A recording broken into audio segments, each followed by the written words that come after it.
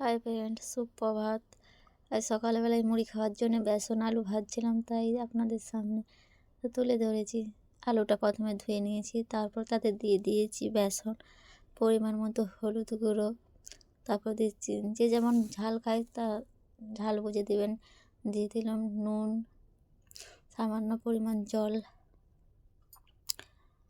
দেওয়া হয়ে গেছে। এবার ব্যাটারটি ভালোভাবে মাখিয়ে নেব। ব্যাটারটি ভালোভাবে মাখিয়ে নিয়েছি, 5 মিনিট রেখে দেব।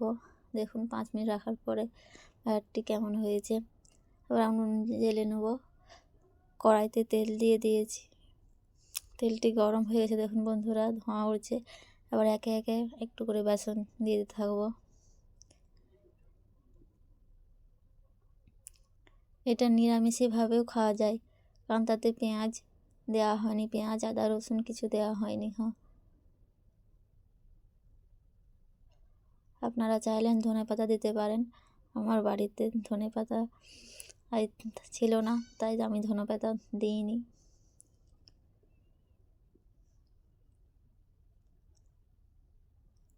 দেখুন বন্ধুরা, ভাজা হয়ে গেছে। এবারে মুড়ির সাথে পরিবেশন করুন বেসন আলু ভাজা।